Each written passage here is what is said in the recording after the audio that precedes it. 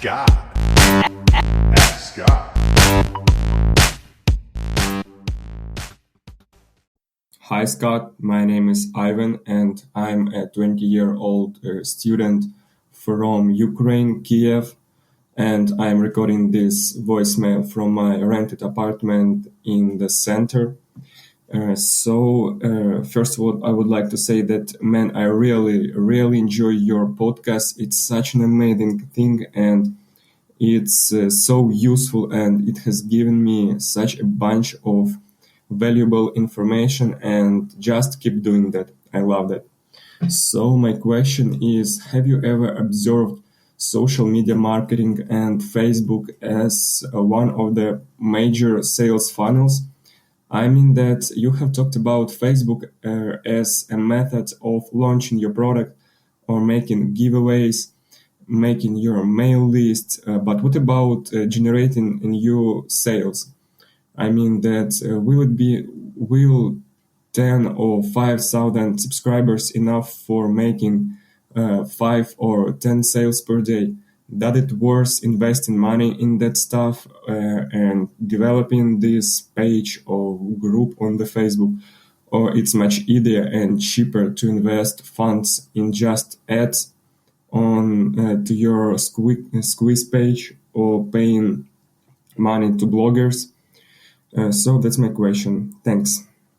Ivan, thank you so much for the question. And I love it that you're a 20-year-old kid getting ready to jump into being an entrepreneur. I think it's really awesome. And from what I'm understanding out there, they're actually having classes at college now that's diving into entrepreneurship. And I think that's awesome, because years ago it was always kind of looked upon like, well, you just didn't want to get a job, and I really like that because, there are certain people that are built for this, that want this, but they don't have, the introduction to it either. And I think, yes, there's only so much you're going to learn in a college class. I think the best education is getting out there and doing it. And so many of my students have said that, like, Scott, now that I've actually gotten through that process, I've learned so much by going through that process, what worked, what didn't work, and some of the things I'm going to have to consider and all of that stuff. But I think it's great that they're introducing that. And I'm not sure if that's you or not, but I just love it that you are taking action. You're like, you know what, I want to give this thing a shot. And you got some really good questions, and you're actually thinking on the right terms as far as like what you need to do to build a brand or a business, not just focused on Amazon. And we are talking about launching on Amazon because it's a great platform to start with, and it's a great platform because everything's in place. But really, we should be thinking about too is, how do we build that external list? And do we use social media? Do we use an email list? Do we use Facebook ads? Like, what is the right thing to do? So I'm going to give you my thoughts on this. And again, this is just my opinion, but it's what I believe in. It's what I practice. All right. So I think that social media is a great tool, okay, because social media is kind of like all of the different things that fall under social media. Facebook, you have Twitter, you have now Snapchat, you've got Instagram, you got Pinterest, you got all of these different platforms that they're classified as social media. Social media, for me personally, is a way to get attention on that platform, or to use that to grab the attention of that audience in a certain place where they've already been kind of like, hanging out, right? So think about like if you could go to a certain area or a certain group in your local town and you knew that they were all focused on, like old muscle cars, and they had a meetup every Sunday, and you could go there and you sold stuff in that market, you're going to have a pretty good chance of them buying some of your stuff, or at least being interested in your company. So what I like to do is I like to use those platforms to get awareness, so I can then get those people to start paying attention to our brand. And, there's a lot of different ways that you can do that, but then not just directing them to Amazon to buy our product, but to really get them to become an email subscriber. So this way here, I can communicate with them later, and I can also use that email address to further target them. A great example is Facebook ads. we can actually target them and retarget them and get them back or get our message in front of them. So here's an example. Let's just say that I found a group on Instagram, and this actually is a real story. I've actually done this, and I actually share it in a case study that I shared, and you guys can go check that out. I'll put it in the show notes, but it's theamazingseller.com/build list. And we actually talk about how this all kind of unfolded. And I do this exact same thing in the brands that we're working with right now. So basically we found an Instagram page that had, it ranged. One of them had like 250,000, one of them had 500,000, one of them had 1 million. And I paid to get my post on there. So they will post your picture, because basically Instagram is a picture and a little bit of maybe in the bio, if you can get them to put something in the bio, like a link, but basically just an image. And that image is going to then say whatever it is that you want them to do or get their attention by that picture, right? Because it's image based. So what we did is we just did this big bundle in our market. So again, let's go back to the muscle cars. If I was into muscle cars, which I am kind of, I got a 73 Mustang. So I kind of am. I'm not a huge like muscle car guy that, like I just go out there and tinker with it all day long.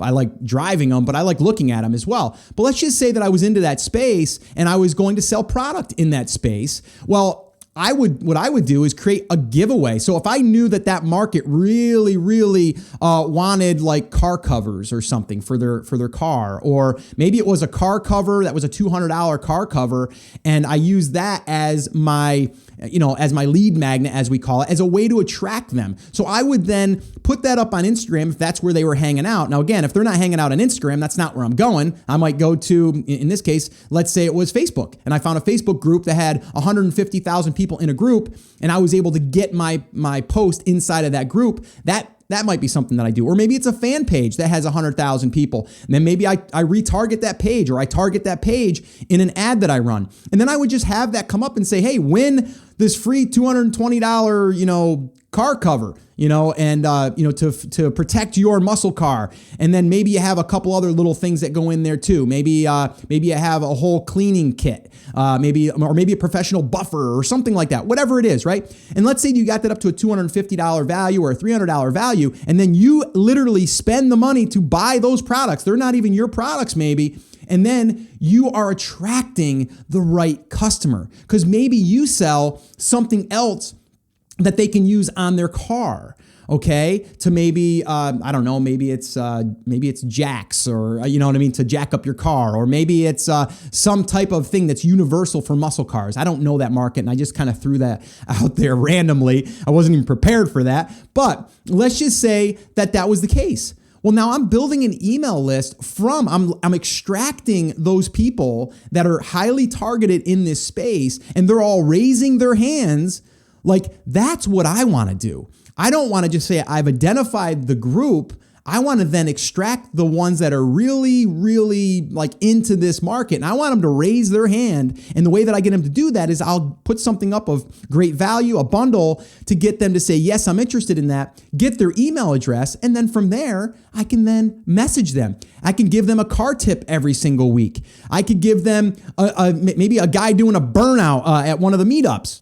There's a lot of different things that I can do. And I kind of call that the reporter model, where I'm going to just go out there and find really cool stuff in this market. And then when I email them, I'm going to give them these things. And then I might have something in the PS that says, oh, by the way, this week we have a 25% off all car covers, or whatever, right? Maybe that's your thing. Maybe you're selling car covers. I don't know, right? So that would be a great thing. I mean, ideally, if you were selling car covers and that was your giveaway, and then on the back end of that, maybe people that didn't win, you offered them a 25% discount or a 30% discount, you're going to boost your sales on Amazon, which is going to also help you rank, right? So that's what I would do. I wouldn't necessarily say that you want to spend a ton of money building a platform on social media. I'd say you're able to go out there and tap into people that have already built this audience. That's the quickest way. Now, yes, if you can do both, now we've done that in one brand that we're working with. We're building a Facebook group a Facebook fan page. We're also doing some Pinterest. We're also doing some Instagram, right? But all of that stuff is just getting the attention so then we can extract those people and put them on an email list so we can communicate weekly with them with other updates and little tips. And again, we're the reporter. Okay. So again, I mean, I can go on and on with this stuff. I love this stuff because I think it's a great discussion. And I think it's a great thing to do if you're building a brand of any kind because it's so powerful. But a lot of people don't do that. And in your case, you're asking, should I go out there and spend a lot of money building an Instagram page? And the answer is no, I wouldn't spend a lot of money building the Instagram page if it's a byproduct of you doing that. So an example would be, let's say that you're doing it on Instagram, which we've done, and you create an Instagram page. Well, with the Instagram page, you got to post 4 or 5, 6 things a day. You're going to want to do that to constantly stay fresh in the feed. If you can do more, do more. And then what you could do is when you run that giveaway or that contest, what you would do is you would say, here's what you got to do to enter the contest. 1, you have to like us on Instagram or, follow our page, right? And you would just give the @ whatever your page is. And then you would say, step 2, go to, www. And then give your link. So that way they have to go to that page to enter their name and email address, right? So some people are going to do both. Some people are just going to do the second one to enter the contest. But again, it's just, you're kind of double dipping. You're getting 2 things out of one ad spend. So if you're spending money on that ad to drive people to that page, well, at least now you're going to also get people to start following you on Instagram, and you're going to slowly build that page or Facebook or any social media platform. So again, I don't think people should build the Instagram page or the Pinterest page just to sell product. I think it's great to kind of get a community built around your brand. That would be awesome. If you could do a group, like if you were into muscle cars and you built like this awesome group where you had a community of guys hanging out in there and girls hanging out in there talking about muscle cars all day long. I mean, it's going to give you ideas for products. It's going to also allow you to build this strong community you could do local meetups and you could do all kinds of cool things. But I would not base everything on that. I would not be selling product in there necessarily. I'd be more or less allowing them to build the community or build the resources so then I can also have an email so I can follow up with them and remind them of maybe something that I posted inside the Facebook group.